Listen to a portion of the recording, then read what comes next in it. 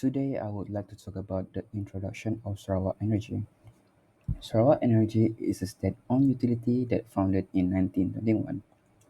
It is a leading state-owned energy company in Malaysia and play a huge contributor to the energy industry of Southeast Asia. Sarawak Energy renewable focus is in hydropower resource to deliver clean and renewable energy. It is also their responsibility of generating, transmitting, and supplying electricity all over Sarawak and also surrounding areas. Sarawak Energy vision is also to commit to sustainable energy, focusing on energy affordability and environmental stewardship.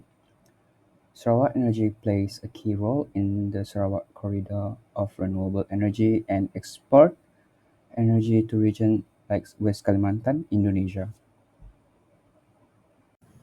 So, what type market of Sarawak Energy? Type market of Sarawak Energy is monopoly competition. What is monopoly? Monopoly is a condition where all business in a particular sector or market are run by a single company or person. In Sarawak, SEB hold a strategic position in the energy field, handling generation, transmission, distribution, and retailing of power.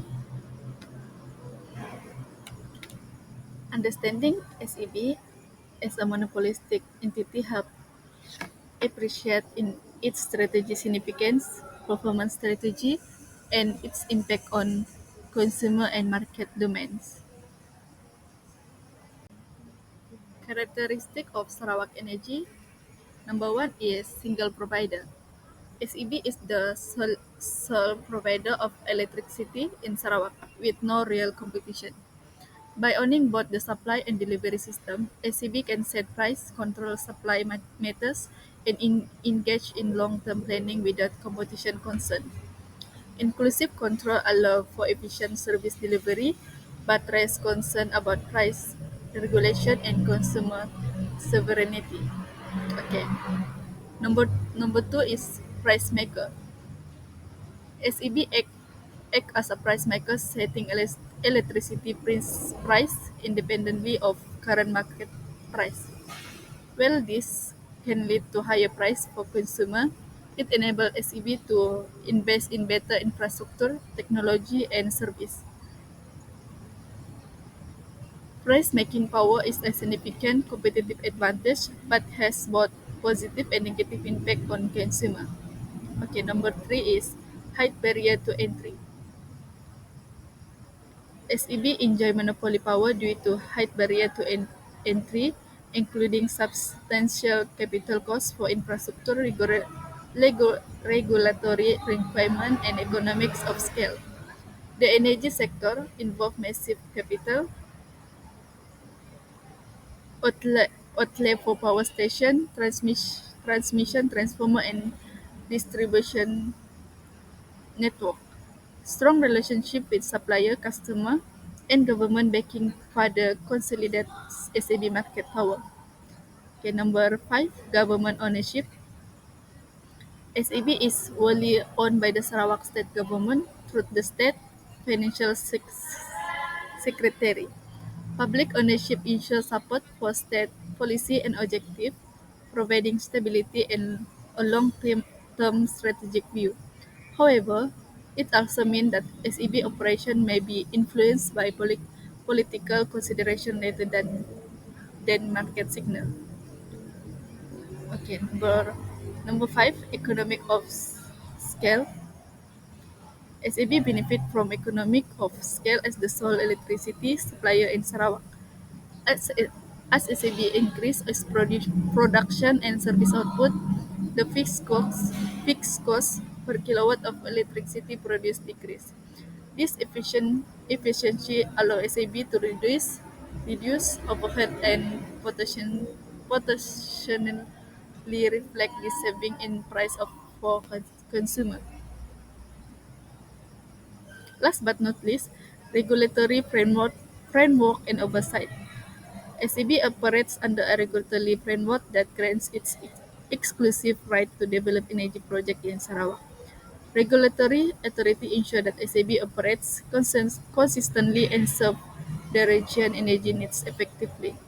This framework ensure high standards that benefit consumer and the environment. So understanding its pricing behavior involves in examining its electricity tariff structure, recent changes, and financial performance. Electricity tariff structure, which is the residential tariff, first 100 units would be the price of 18 cents per kilowatt, and above 100 units would be the rates increase gradually. Since it's above 1,300 units, the maximum rate is 31.5 cents per kilowatt. In about commercial tariff, the small businesses such as first 100 unit would be the 20 cents of per kilowatts, and while the minimum month change would be RM 10 ringgit. And whereas the large business option for demands based on time of use tariffs. Industrial tariffs would be the first 100 units, which cost about 24 cents per kilowatt. Option for demands based of peak or off-peak tariffs. Off-peak hours are much more cheaper than the peak hours. The recent tariff and policy changes that happens in March 2024, which makes the sales and the service tax increase 6 to 8%. This also affects the usage of the kilowatt, which is the electricity, to be increased or by 600 kilowatt, which is the 15% of the users. At the October 2024, things like smart meter rolled out reports of higher bills due to the enhanced metering accuracy. And also Sarawak Electricity Berhad urged to address consumers' concerns. The revenue growth of SBE is RM 7 billion in 2022, which is the increase of 4 times of the amount of revenue growth. And the key factors would be the focus on renewable energy and the hydro industrialization, which is the credit ratings of RAM rating, which is the AAA stable for RM 15 billion, Sukuk Mushrak and S&P Global A-, which is highlighting the strategic importance to Sarawak. The positioning of strong role in energy intensive industries and also committed to sustainability and growth. Social cost is a crucial concept in economics and public policy that measure the cost of society as a result of any economic activity or action taken. It includes private costs borne by the person or organization conducting the activity, and external costs which affect the wider communities. Understanding social costs help us to make better decisions that benefit society as a whole rather than just individuals. Private costs are the direct expenses incurred by producer, whereas social costs at the external impact such as environment damage. For instance, the International Monetary Fund highlight that the difference between private and social costs often lead to market inefficiency. Externalities such as pollution or societal benefits are classic examples of disparities. The marginal social cost, which is MSC, represents the cost to society of producing one additional unit of goods service. The formula to get MSC is marginal private cost, which is MPC, plus marginal external cost, which is MEC. Let's consider example. A negative production externality like pollution from a steel factor impose an encountered count on society, making MSC greater than MPC. Conversely, a positive production externality like beekeepers, bees, pollinating nearby crops benefits society without additional market costs. These externalities highlight why understanding and managing social costs is essential for achieve efficiency in resource allocation. Now, let's move to social costs of monopolistic competition. Monopolistic competition often lead to inefficient and social costs due to suboptimal resources allocation. Take the example of Sarawak Energy. The company operates with market power, setting price above marginal cost. At the profit maximizing level, it produced a quantity at QM where marginal revenue equal marginal cost. However, the price at PM charged higher than the marginal cost, and output is lower than the social efficient quantity at QE. This creates a deadweight loss, a triangle area between QM and QE on the graph. Some consumer willing to pay more than the marginal cost, but less than the profit maximizing price cannot access the product. This efficiency restrict resources allocation and limit societal benefits. The graph illustrates how monopolistic competition lead to inefficiency. The demand curve shows the price consumers are willing to pay. The marginal revenue, which is MR curve, lies below demand because the firm must lower price to sell more units. The marginal cost, which is MC curve, slope upward, reflecting higher production cost with increased output. At the profit maximizing point, which is MR equal to MC, the firm restricts output to QM and sets a higher price at PM.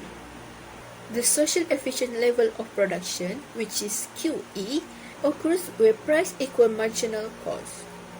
The gap between QM and QE is the deadweight loss, indicating the welfare loss due to inefficient resources allocation. The outcome is allocative inefficiency, where goods are not produced in quantity most beneficial to society. Addressing this inefficiency often requires government interventions, such as price regulation or subsidies, to align private intensive with social welfare. Today, I will talk about the Sarawak state government in supporting Sarawak energy berhad and its impact on the energy sector. Firstly, government play a foundational role by regulating electricity tariff to ensure price remain affordable, particularly for low-income households.